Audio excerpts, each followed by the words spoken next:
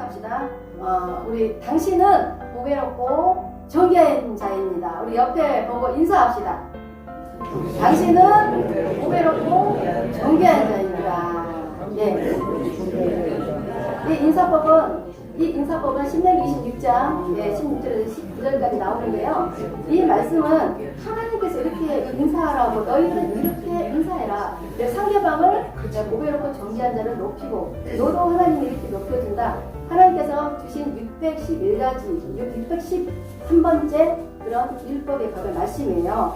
하나님께서 우리가 규례와 명령과 법도를 지키면서 사는 것도 좋지만 하나님의 소리를 들으라. 그리하면 내가 보배로운 백성이 되게 하고 세계 모든 만민 중에 너를 드러내며 너를 통해 영광을 드러내고 내가 너를 하나님의 성민으로 삼겠다. 이렇게 말씀하셨어요. 그래서 우리는 보배롭고 존귀한 자이죠. 네, 항상 자부심을 가지시기 바랍니다. 인간의 노력으로 열심히 노력하고 충성하고 열심히 벌어서 복을 받는 것은 일반은총이지만 우리가 열심히 살면서 하나님의 소리를 듣는 거예요. 네, 뭐 성경 많이 알고 율법, 규례, 법도를 많이 알지만 하나님이 우리에게 주시는 그 메시지 시대마다 틀리고 타임마다 틀리고 우리한테 주시는 메시지가 그때마다 틀리는데 그 하나님의 그 소리를 듣고서 하나님의 말씀에 순종하고 하나님이 원하는 그 사역과 하나님이 원하는 그 복음을 전한다면 일반은총 플러스 하나님의 큰 그런 복을 주실 수 있습니다.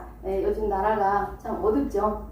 우리가 모두가 사실 아실 것입니다. 밤에 잠을 못 자잖아요. 네, 또 강화문도 가고 또 대통령 거기도 가고 밤새고 추운데 백성들이 무슨 죄가 있습니까? 사실은 네, 백성들이 죄가 없어요. 너무 고통스럽죠. 그리고 무한의 참사, 한국 사태가 일어나는데도 정치인들은 기도를 안 해요. 회개를 안 해요. 왜 이런 일이 벌어졌는지. 이런 일이 벌어졌을 때 추모 기간에는 좀 조용히 했으면 좋겠는데 여전히 시끄럽죠. 그래서 이렇게 시끄럽고 수많은 생명들이 잿더미가 되고 이 추운 겨울날 많은 주의종들이 가서 울부짖고 기도하고 몸부림치며 막고 있는데 정치인들은 날마다 좌파 우파로 나눠져서 싸움을 한단 말이에요. 그래서 2025년도를 바라보는 시선들이 굉장히 안 좋아요. 더 힘들다. 부동산도 더 떨어지고 모든 면에서 더 안 좋다. 목표도 더 힘들 것이다. 그런 말이 나옵니다. 그리고 이제 올해부터는 이제 시뮬레이션으로 이제 우리나라가 이제 테스트가 끝났는데 가상화폐 이제 가상화폐가 아니라 전자화폐로 이제 돈이 바뀌죠. 그래서 이렇게 하면서 이제 노인들은 더 어렵게 될 것 같고 이제 시대가 우리가 쫓아가지 않으면 이제 전자화폐도 써야 되고 지금 이제 전자지갑 그런 것도 저는 좀 어려운데 이제 목사님은 굉장히 잘해요. 그런 거를. 그래서 전산 그런 거 목사님 많이 맡아서 해주시는데 이렇게 살기가 어렵고 교회 부흥은 개척교회를 보면 이렇게 돌아보면은 50명 넘는 교회가 많이 없어요. 그래서 부흥이 많이 멈추고 우리가 정신을 차린다면 정말 하나님이 우리에게 원하는 그 소리를 듣고 우리가 그 사역길에 뛰어든다면 다시 대부흥의 역사가 한번 일어난다고 그러잖아요. 대부흥의 역사가 일어날 줄 믿습니다. 네, 그러니까 우리가 말씀을 다시 돌아와야 돼요. 네, 나라가 이렇게 불안하고 어두운 이때에 대한민국에 수많은 그런 주의종들이 많단 말이에요. 그런 주의종들이 정말 기도하고 그렇게 산다는 이 대한민국은 정말 축복받은 나라라고 저는 생각합니다. 하나님께서 절대 우리나라를 버리지 않습니다. 네, 우리는 사명자를 부름받았어요. 그런데 나는 도대체 어떤 사명자인가? 항상 고민하지 않나요?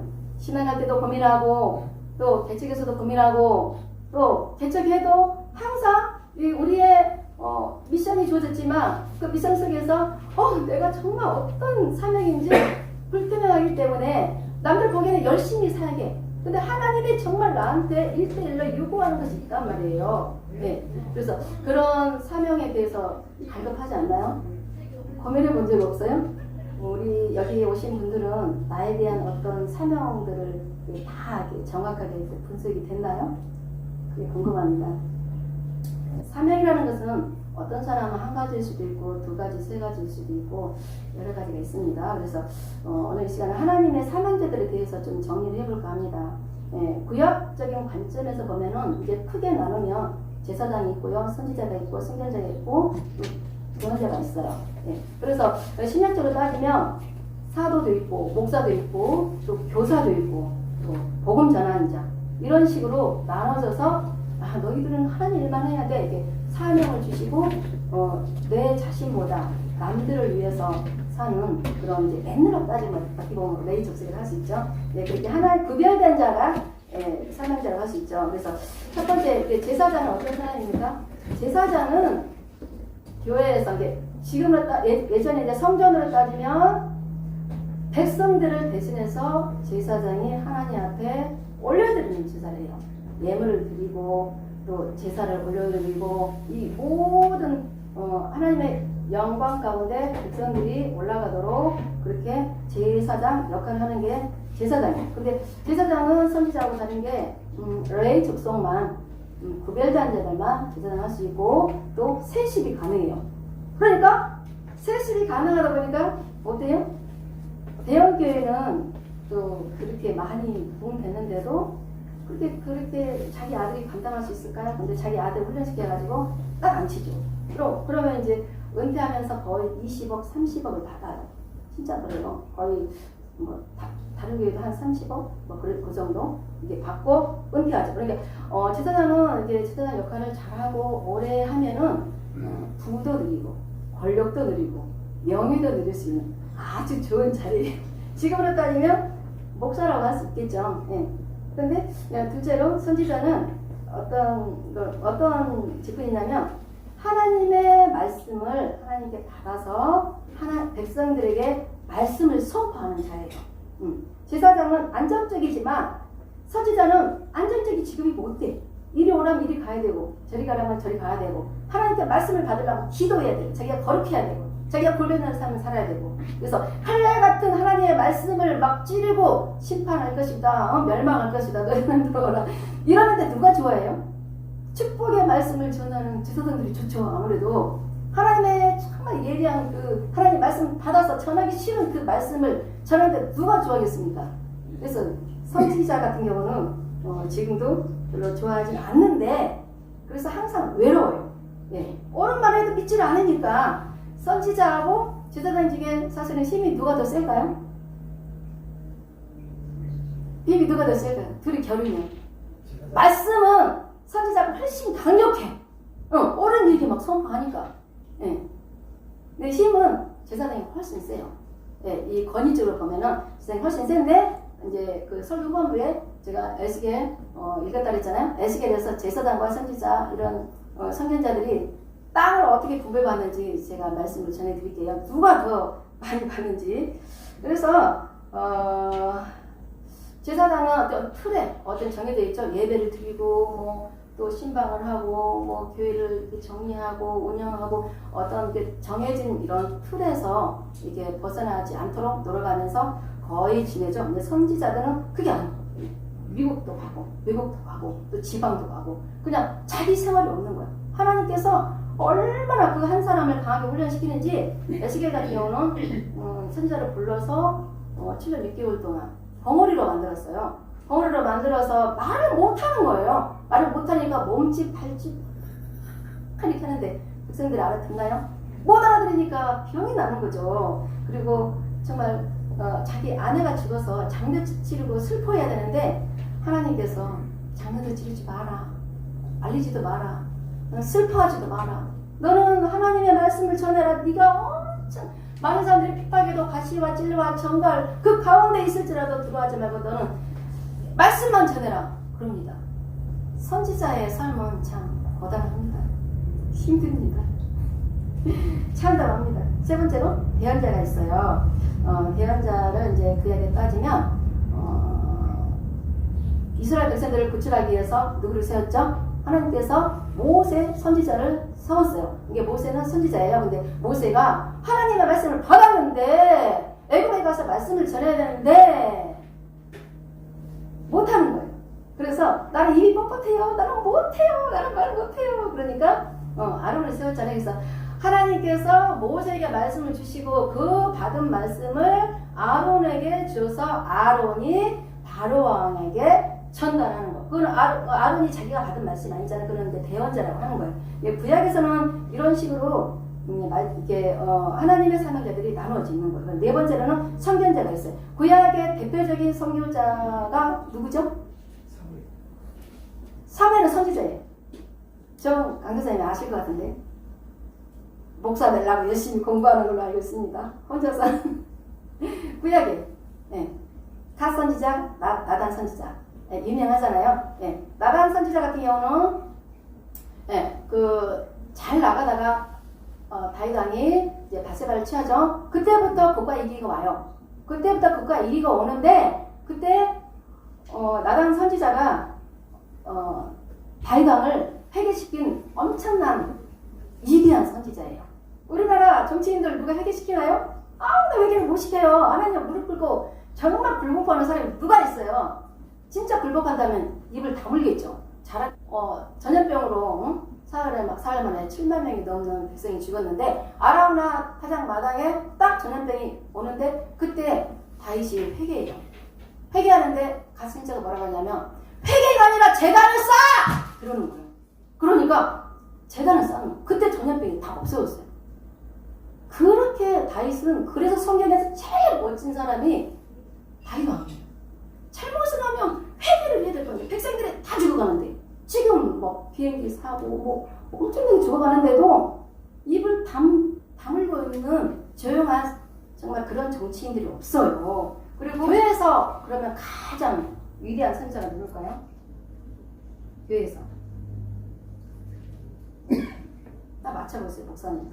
그리고 교회에서 가장 위대한 선지자가 누굴까요? 아무도 답변이 안 나와요. 교회 안에서 가장 큰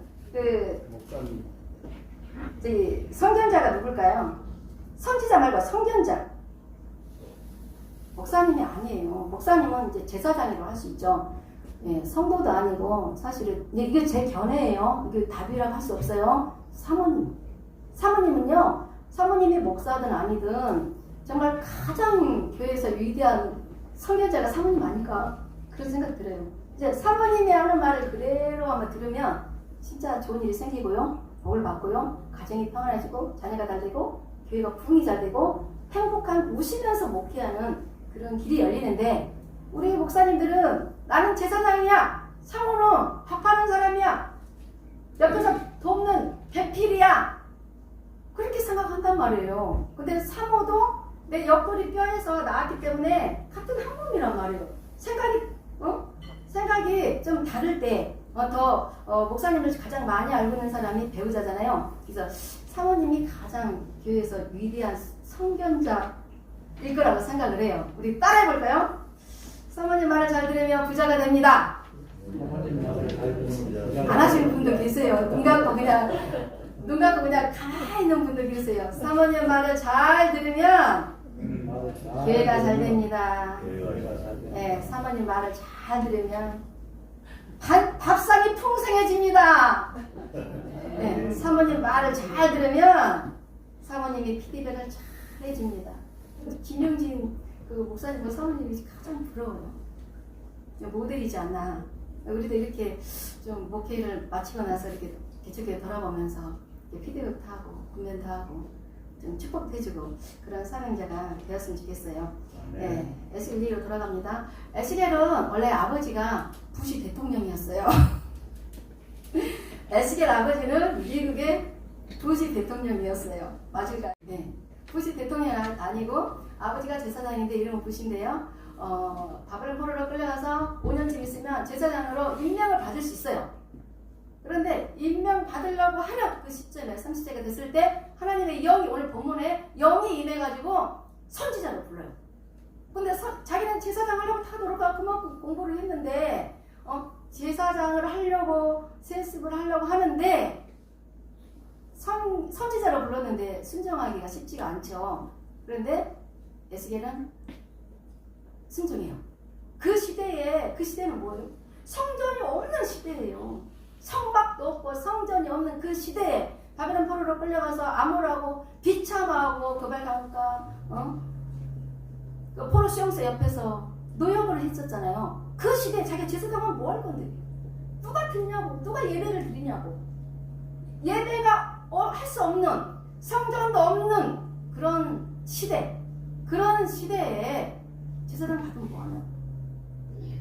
근데 다른 사람 같으면 순종 안 했을 텐데 에스겔은 순종하고 선지자의 사명을 받아서 하나님의 말씀을 전하죠. 그래서 하나님 말씀을 전하면서 제사장은 아니지만 성경을 다시 가리키고 하나님의 율법을 가리키고 또 모임을 갖고 성경을 읽고 이러면서 다시 너희들이 깨닫고 회개하며 다시 공부로 돌아갈 수 있어. 그러면서 하나님의 음성을 전하는 거예요.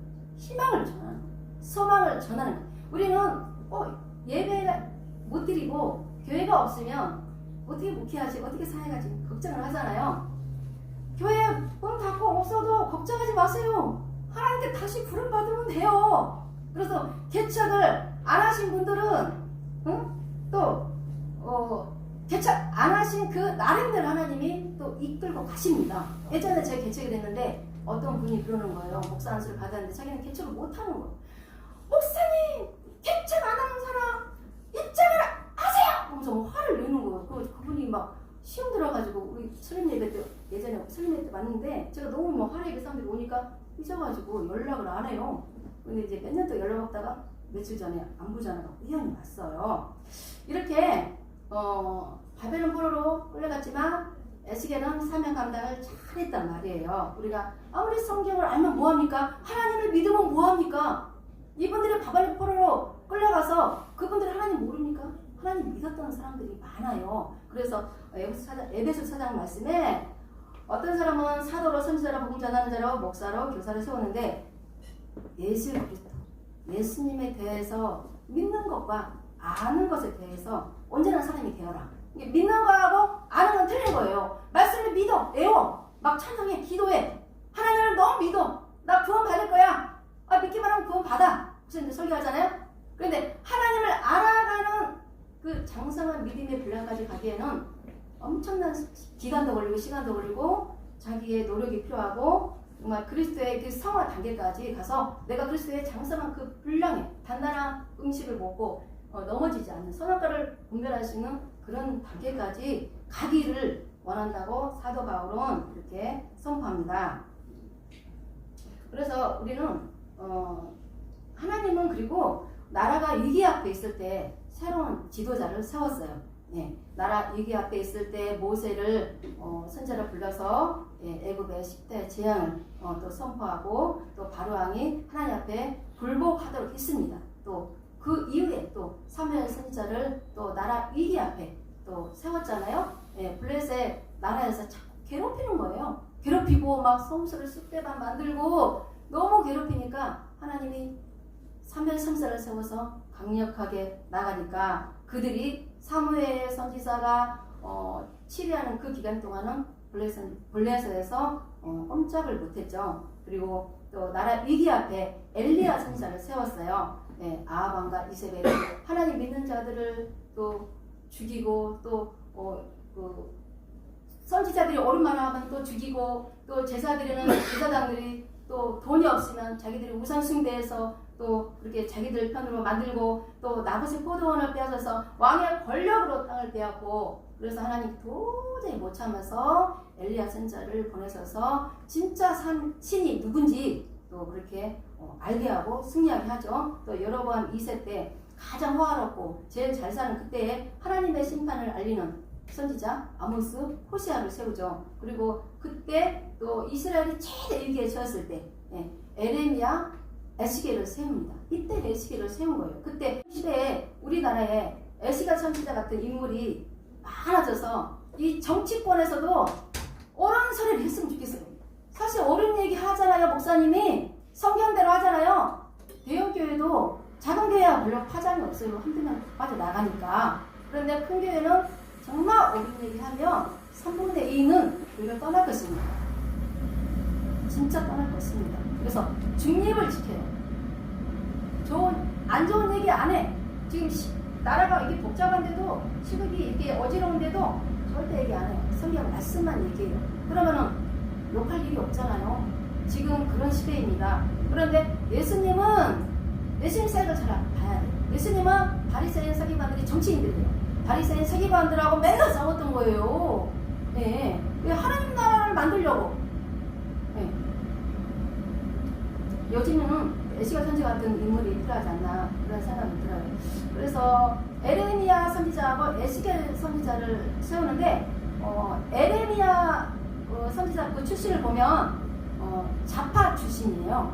쭉 가보면 솔로몬 왕을 세울 때 솔로몬 하나님은 솔로몬 왕을 세우고 싶은데 솔로몬 배다른 그 형이 아도니아가 자기가 왕이 되고 싶어서 세례를 만들죠. 그때 아비아달 제사장, 이게 제사장 이렇게 지금 다니 목사들이 패를 만들어서 우리 아도니아를 밀자 이게 좌파가 된 거예요. 그리고 그리고 대제사장 아비아달은 아도니아가 왕이 되도록 선거해서 반대편을 들었고, 그리고 대제사장 사독은 솔로몬이 왕이 되는 것을 편을 들었어요. 우파를 편을 들었어요. 우파 편에 쭉 계보를 보면 에스겔이 있고 좌파 편에 쭉 계보를 보면 에레미야가 나와요. 그러니까 이렇게 나라가 위기에 처해 있고 그런 시대에는 하나님도 너 배신했지? 그런 거 묻지 않고 좌파 우파를 다 불러서 나라를 위해서 쉬셨다는 거죠. 예, 그래서 우리나라가 좌파 우파가 하나가 될 때가 딱 한 번 있더라고요. 언제 하나가 되죠? 내가 분석을 해봤어요. 올림픽 할 때, 축구할 때 밤새워서 외치잖아요. 그래서 올림픽 할 때만 하나가 되고 후에는 하나가 안 되는 것 같아요. 네. 그래서 이게 에레미야를 보면은 이제 좌파 출신이잖아요. 이게 분석을 해보면 납니다. 12개 왕이 죽을 때 끝나는데 우파에서 쭉 출연했던 에스겔 선지자는 바벨론 포로 멸망하고 끌려갔는데도 거기서 사명을 다시 받아. 성령이 도저히 임할 수 없는 그 어두운 그 땅, 하나님이 떠나버린 그 땅, 하나님께 버림받은 그 백성들에게 하나님이 그 백성들을 살리기 위해서 하나님의 영이 그 선지자한테 들어온단 말이에요. 에스겔한테. 그래서 에스겔이 정말 도저히 희망이 소망이 없는 그 땅에서 사명을 다시 받는 거예요. 그거는 계속 솔로몬 사독 이 계열의 우파 쪽이라는 거죠. 하나님이 그 계열을 쓰신 거예요. 분석해 보면. 그래서 에레미야보다 에스겔이 훨씬 더 장기간으로 쉬셨다는 것을 알 수가 있죠. 그래서 우리는 성도가 한 명이든 두 명이든 만 명이든 10만 명이든 우리 사명만 잘 감당하면 돼요. 에스겔 제사장 못했잖아요. 교회 건축도 못했잖아요. 네, 바벨론 포로에서 10만의 영혼들을 살렸잖아요. 그 해갈별의 상급이 다르듯이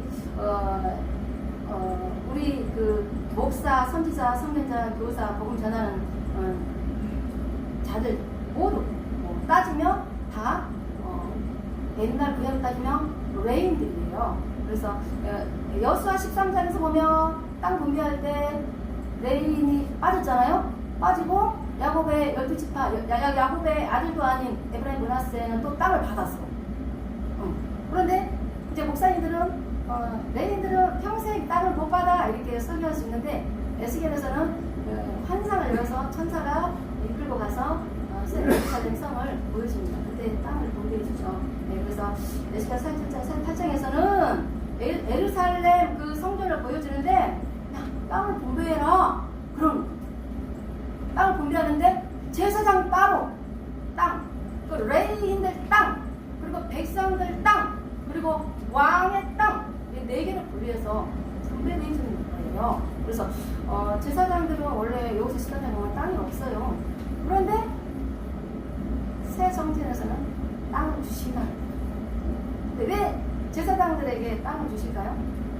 우리가 이 땅에 살면서 교회하면서 헌금 안 들어오지, 교회는 없지, 거짓 선지자로 병 고치고 돈 뜯어내지, 첫째 기도에 100만원 내, 그럼 이런 식으로 이 땅에서 레인들, 제사장들이 돈이 없으니까 이스라엘 가서 막 제사 지내고 우상 숭배하고 돈 받고 그러잖아요. 목사들도 돈 없으면 불교, 천주교 가서 예배 좀 드려주세요. 돈 좀 해주세요. 가서 기타리기 받고 그럴 수 있잖아요. 그래서 예루살렘 이 성전에서 보여준 그 땅이요.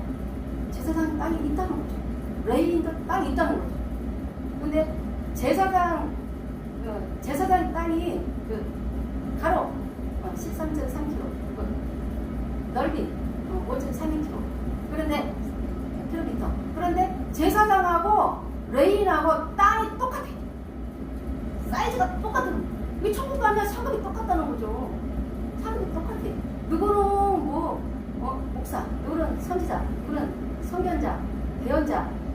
내가 위에야. 너는 목회도 못하지. 너 목사도 안 받았지. 너 교회가 없잖아.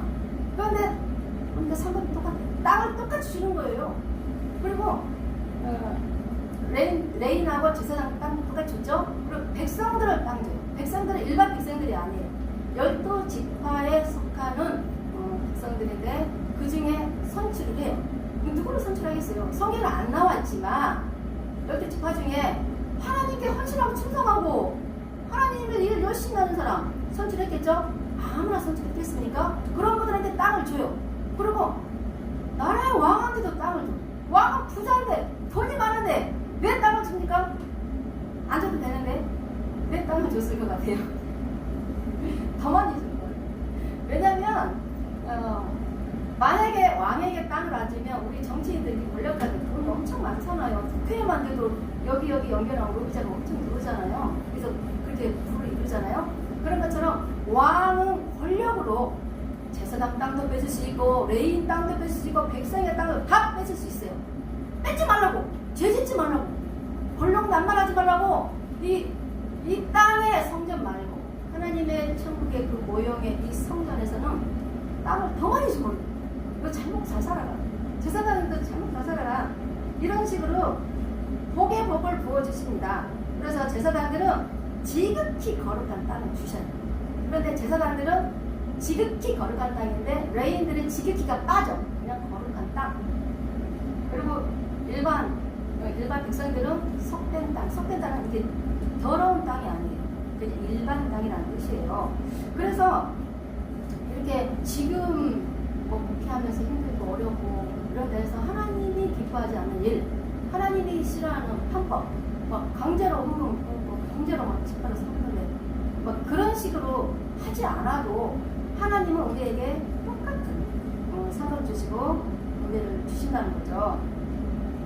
그래서 너희들이 이렇게 너희들 마음속에 제사장이지만 선지자지만 선견자지만 너희들 마음속에 있는 자로 숨어있는 그런 작은 보이지 않는 하나님 기뻐하지 않는 우상들 다 떨쳐버리고 그러면 내가 너희들을 하나님의 성전을 삼아줄게. 에스겔 1장에서 하나님 영이 다 떠났는데 다시 들어와요. 덕문으로 들어오는데 그 덕문은 누가 있냐? 12지파가 있는데 에브라임 문화세는 있었지만 요셉은 없었잖아요. 요셉이 딱 지키고 있는 거예요. 요셉이 딱 지키고 있는데 그 문으로 하나님의 영광이 들어오자마자 딱 닫혀. 그거는 다시는 하나님의 영광이 떠나지 않겠다. 내가 너희와 함께하겠다. 너희들에게 준 분배준 이 성읍, 이 도성, 여기가 너희들이 살 곳이야. 여기가 내가 거하는 거, 하나님이 여기 계시다. 여호와 삼마. 그럼 우리는 하나님이 계시는 여호와 삼마 이 단계까지 가기 위해서 우리의 사명을 잘 깨닫고 지금 이 시대에 많이 변해가잖아요. 내 생각이 바뀌지 않아. 내 로켓 패러다임이 바뀌지 않아. 똑같아. 뭔가 새로운 사람들이 들어와서 저런 사람들은 벌써 우리 때만 해도 중학교, 초등학교, 고등학교 많이 나왔지만 옛날에 지금은 4년제를 그냥 다 나오죠. 그리고 대학원 나오죠. 박사학위 미국까지 갔다 온 사람들이 외국 온단 말이에요. 그래서 그 사람들요 머리가 초스피드예요. 그래서 우리가 좀 어려운 것도 배우고 뭔가 시대를 좀 쫓아갈 수 있는 그런 목회를 해야 되지 않나 그런 생각을 합니다. 그래서 목회를 꼭 하지 않는 사람들 이게 예배당에 있으면 일이 너무 많아. 저도 해봤잖아요. 예배드리랴 뭐하랴 수강하랴 상담하랴 엄청 바쁜 거예요. 설교 준비하라. 하지만 이 목회를 하면서 예배 준비하지 않으신 분들은 사업도 하고 장사도 하고 돈도 벌고 그래서 더 넓게 복음을 전했으면 좋겠어요. 네. 복음을 전하는 자들은 하나님이 사명자로 선택하신 분들이에요. 그래서 지금 이 시점에서 저도 엄청 고민해요. 하나님, 내가 사업을 하고 싶어요. 이제 2025년도에는 이렇게 살기 싫어요. 대척교회가 더 이상 힘들면 안 됩니다. 목회자들한테 물건을 주세요. 물건 이 치실하게 주면 많이 주지를 마시고요. 그냥 많이 주세요. 저는 그냥 그렇게 기도하고 있습니다. 기도하겠습니다. 하나님, 구속주의 말씀을 증거했습니다. 나는 어떤 사명자인가? 라는 말씀을 증거했는데 하나님, 우리 지금까지 하나님께 사명받아서 진학을 하고 목회를 하고 생활을 하고 있습니다. 하나님, 시대가 이렇게 급변하고 있습니다. 점점 어두운 시대입니다. 메타버스 AI 이런 시대가 와서 5만 가지 직업이 없어진다고 합니다. 하나님, 목회자들이 이제 목회하면서 투잡, 쓰레잡 이런 N잡으로 가고 싶어도 할 만한 일거리가 없습니다. 하나님, 우리 목회자들한테 주의 능력으로 물건을 받을 수 있도록 능력의 능력을 붙들어 주시고, 또 직장 없는 자들, 또 병든 자들, 또 하나님 알지 못하던 자들에게 마음껏 퍼주고 나눠주는 그런 주의 종들의 능력으로 하나님 복음 전할 수 있도록 도와주시고, 이때에 많은 영혼들을 출소할 수 있는 우리 주의 종들 될 수 있도록 인도하시고, 하나님, 목회 여전히 힘들고 어렵습니다. 하나님, 또 사모님과 목회자들이 또 서로 안 맞아서 너무 힘든 그런 기회들도 너무나 많습니다. 하나님, 목사님들은 사모님이 성견자에게 말을 잘 듣고 함께 협력해서 기도하고, 또 항상 결정할 때 혼자 결정하지 말고 함께 결정할 수 있도록 도와주셔서 선을 이루게 하시고, 우리 교회들이 힘들어하지 않도록, 사단의 모든 악한 세력들이 침범하지 않도록 우리 지회종들에게 깨끗한 빛나고 깨끗한 세마포를 입혀주셔서 의의 널리감 받을 수 있는 목사님 되게 하시고, 우리 교회마다 부흥되는 역사 있게 해주시고, 이제 마지막 시대입니다. 대부흥의 역사가 한 번 있을 거라고 그렇게 말씀하는데, 대부흥의 역사가 저희들을 통해서 있게 하여 주시옵소서. 하나님 감사합니다.